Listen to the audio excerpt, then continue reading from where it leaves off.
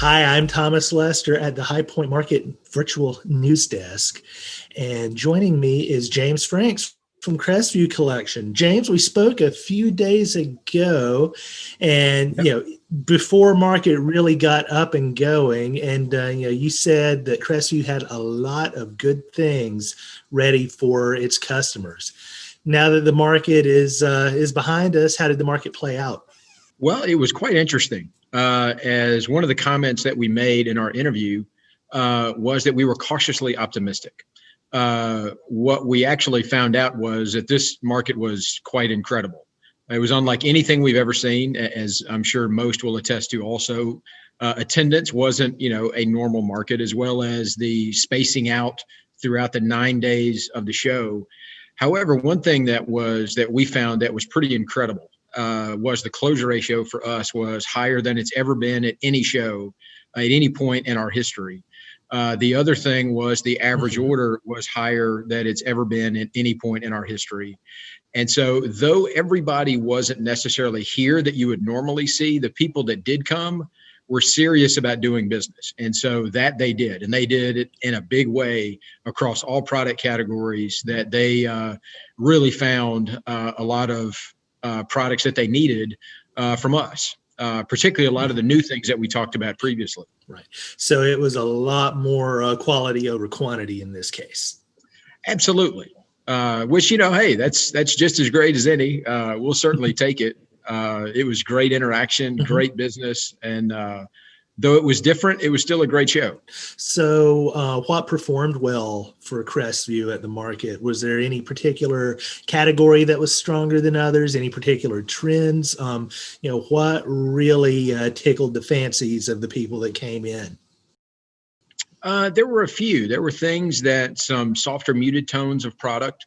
Color was a big thing, whether it's even on, light blues, light grays, even some soft pale greens. And so, but overall, it was really diversity kind of won the day. That people look to us of having a diverse product assortment, whether that's in accent furniture, lighting, wall art, or accessories. And so, one of the most amazing things is just how many different items that we sold here. And also just the breadth of style category and product types. And so for us, it's not necessarily one particular thing that just sort of outshines everything. It really was just a rising tide lifts all boats, and that was kind of what we saw here. Okay, well, in talking to customers, I'm sure the topic of business back home came up. How are they feeling? The ones that were here were really encouraged by business coming out of the coronavirus. You could also tell a difference for those that were open and had been open for a while versus those that were still a little more, on the shutdown and can't open that they would normally do. But you could also tell that there was a great wind behind them, that business was brisk, to say the least, that a lot of people have just been at home and just got tired of a lot of the stuff that they had sitting in their home. And so a great benefit has been us being in the home furnishings industry, because that's what we do best. And of people finding new and fresh product and things that they could get. I mean, we heard that a lot, that's the struggle, is getting inventory, that they have a lot of Mhm. people that are waiting on product. And that was one of the things that really helped us a lot in particular, was the fact that we had such a strong inventory position going into market. And so business is good, and hopefully that'll continue. Right. Well, I was going to ask, based on your observations at High Point over the past 9, 10 days, how do you feel about the remainder of 2020 and as we step into 2021? Very optimistic, which is certainly a different, scenario than we all thought in the second quarter, as we were living in this coronavirus, that things started to improve greatly in the third quarter. And right now, it just appears to be that the line is just headed up. across all product categories, across all distribution channels. That everybody pretty much in unison is headed in the same direction of business increasing throughout the rest of this year.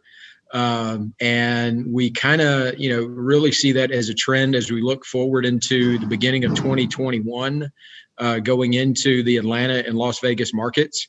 We don't really know what this is going to look like, with the coronavirus in the winter months. We're all kind of, hoping for the best, that this won't play out like it did at this past winter. But, it's good. We're looking for a really strong fourth quarter as well as looking into the first quarter.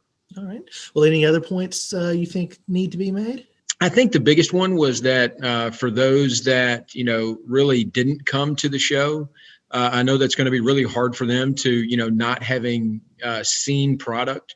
And so that's where, digital marketing and is really going to come into play. And that's one of the things that we're actually, we've been spending time here shooting videos and doing photography, that we've had guys doing photography for a month before, and they'll be here a month afterwards.